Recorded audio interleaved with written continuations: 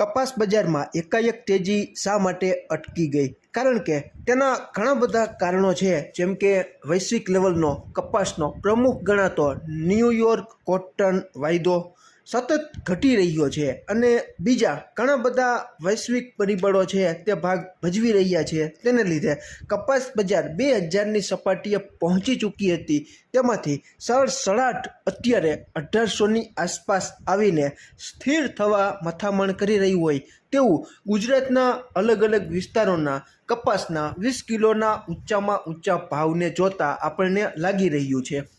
આજે તારીખ 4/6/2026ના રોજ ગુજરાતના અલગ અલગ વિસ્તારોમાં કપાસના 20 કિલોના ઊંચામાં ઊંચા ભાવ રાજકોટ 1800, જેતપુર 1800, સાવરકુંડલા 1801, જામજોધપુર 1820, બોટાદ 1845, વાંકાનેર 1800, બાબરા 1882, અમરેલી 1835, જામનગર 1820, ગોંડલ 1826,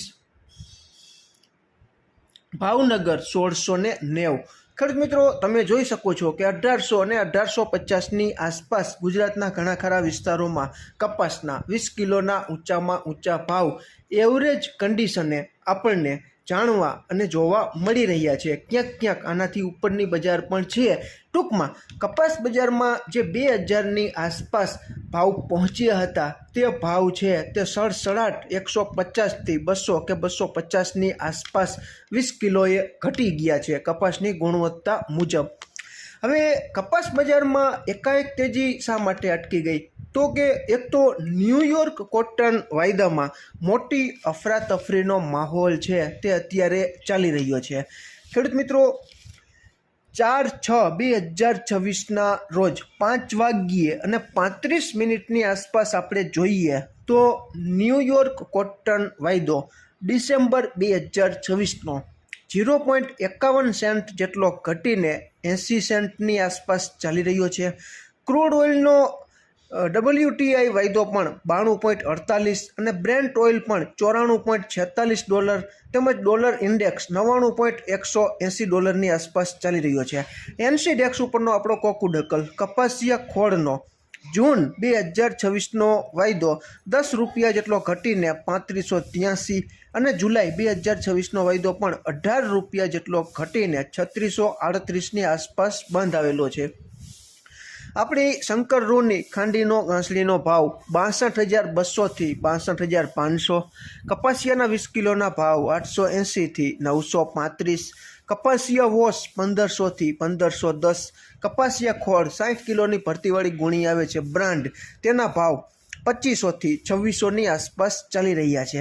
ખેડૂત મિત્રો, પામતેલ વાયદા વધતા કપાસિયા વોશમાં પણ સુધારો છે તે આપણને જોવા મળીને 1500 અને 1510ની સપાટીએ અત્યારે કપાસિયા વોશના ભાવ છે તે આપણને જાણવા મળી રહ્યા છે.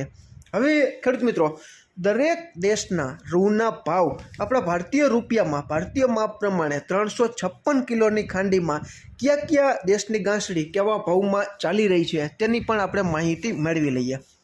આપણી શંકર રૂની ગાંસડી 1/6/2026ના રોજ 63,000 ભાવ હતો. તેમાં ₹500નો ઘટાડો થઈને 2/6/2026ના રોજ 62,500. ન્યૂયોર્કના જુલાઈ વાયદા પ્રમાણે 1/6/2026ના રોજ ₹57,142 ભાવ હતો. તેમાં ₹407નો વધારો થઈને 2 તારીખે ₹57,549 ભાવ આપણને જાણવા મળી રહ્યો છે. ન્યૂયોર્કના ડિસેમ્બર વાયદા પ્રમાણે પહેલી તારીખે 59,766 ભાવ હતો. તેમાં ₹397નો વધારો થઈને બીજી તારીખે 60,163. ચીનના જુલાઈ વાયદા પ્રમાણે પહેલી તારીખે 90,284 ભાવ હતો. તેમાં પણ ₹481 વધીને બીજી તારીખે 80,765 આપણને જાણવા મળી રહ્યા છે.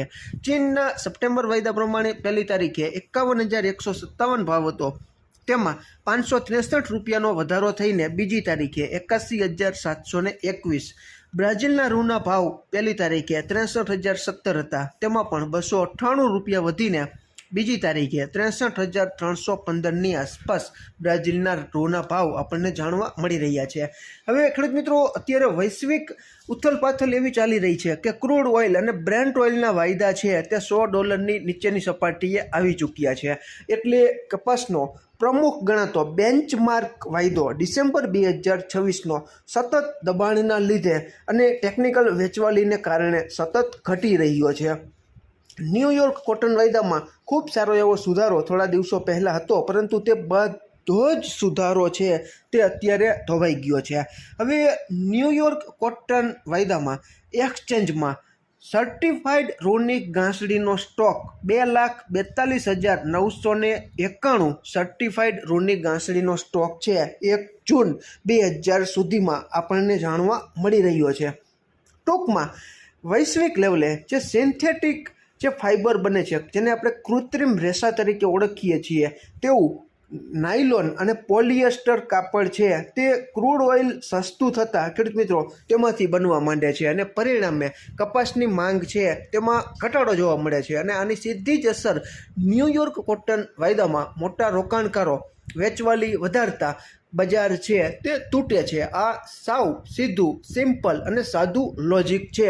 તમે જોઈ શકો છો કે આપણે ત્યાં ન્યૂયોર્ક કોટન વાયદો 85 સેન્ટની ઉપરની સપાટીએ ચાલતો હતો, ત્યારે 2000 અને 2000ની ઉપરની રેન્જે કપાસના 20 કિલોના ઊંચામાં ઊંચા ભાવ ચાલતા હતા અને જેવો ઘટાડો થયો કે તરત જ 1750થી 1850ની આસપાસ ન્યૂયોર્ક કોટન વાયદો છે તે ઘટ્યો. આપણે તમામ ખેડૂત મિત્રોને અવારનવાર ભલામણ કરતા હતા કે ખેડૂત મિત્રો, તમને તમારા કપાસનો સંતોષકારક અને યોગ્ય ભાવ જણાય ત્યારે યોગ્ય ડિસિઝન, યોગ્ય નિર્ણય લઈને તમારે શું કરવું તે વિચારવું જોઈએ. ઘણા બધા ખેડૂત મિત્રોએ આનો ખૂબ સારો એવો તેજીનો લાભ મેળવેલો છે, પરંતુ મોટાભાગના ખેડૂત મિત્રોએ ધીરજ રાખીને કપાસ સાચવ્યો હતો. તેમાંના ઘણા બધા ખેડૂત મિત્રો આ તક ચૂકી ગયા છે અને ભાવ નથી લઈ રહ્યા, નથી મેળવી શક્યા. કારણ કે અમારે ઘણી બધી કોમેન્ટ અને ફોન આવે છે કે ખેડૂત મિત્રો અમને કહી રહ્યા છે કે પરાશરાભાઈ, અમને છે આવા ભાવ ન મળ્યા. ત્યારે ખેડૂત મિત્રો આપણે અવારનવાર ભલામણ એ પણ કરતા હતા કે તેજીમાં આપણને માલ વેચવાની મજા આવે, થોડું ઘણું નબળું નીકળે તો પણ વેપારી છે તે તેજી ચાલતી હોય ત્યારે ટૂંકમાં ચાળા ન કરે. એટલે તેજીમાં જ ખેડૂત મિત્રો માલ આપણે વેચાણ કરીને નફો બાંધી લઈ એના જેવું બીજો એકેય ઉત્તમ ઉપાય નથી. પરંતુ આપણે ઘણી વખત અમે ઘણા બધા ખેડૂત મિત્રોને ફોન ઉપર માહિતી આપતા હતા કે ખેડૂત મિત્રો કહે કે 1900 કે 1950 અમારે ત્યાં ચાલે છે, ત્યારે આપણે કહેતા હતા કે 50 રૂપિયાની લાલચ ન રખાય. ઘણી વખત એવું બને કે આપણે ટોચનો ભાવ પકડવા જાય, દાખલા તરીકે 2000 આપણે મનમાં બાંધેલા હોય અને 1950માં માંગ્યો હોય અને 2000 બજાર ન પહોંચે તો આપણને ઘણો બધો લોસ જાય અને વધવાના ચાન્સ છે તે ઓછા હોય અને ઘટવાના ચાન્સ છે તે મંદીમાં વધારે હોય છે.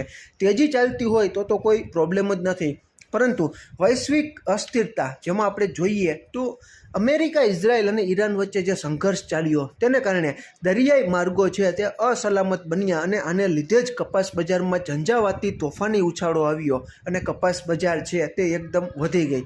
જેમ તેમ થાળે પડતું ગયું તેમ તેમ કપાસ બજારમાં પણ મંદી તરફી ઝુકાવ છે તે વધી રહ્યો હોય તેવું આપણને કપાસના ભાવને જોતાં સ્પષ્ટ રીતે દેખાઈ રહ્યું છે. ખેડૂત મિત્રો, અમે ક્યારેય તમને કપાસ રાખવો કે વેચી નાખવો તે બાબતે અમે સંગ્રહખોરીની કે સ્ટોક કરવાની કે લેવડ દેવડ અંગેની કોઈ પણ પ્રકારની સલાહ નથી આપતા. તમારા ખુદના ભરોસે આર્થિક નાણાકીય જોખમ સહન કરવાની શક્તિને ધ્યાનમાં રાખીને તમારે તમારો પોતાનો કપાસ રાખવો કે વેચી નાખવો તેનો સંપૂર્ણ નિર્ણય સંપૂર્ણ તમારા ભરોસે તમે લઈ શકો છો. આમાં ક્યાંય ભૂલ હોય અને તમારી પાસે નવી અપડેટ હોય તો ચોક્કસ કોમેન્ટમાં તમે જણાવજો. ફરી જ મળશું નવી જ માહિતી લઈને નવા જ આવનારા વિડીયોમાં. ત્યાં સુધી આપ જોડાયેલા રહો, માહિતગાર બનો, આગળ વધો.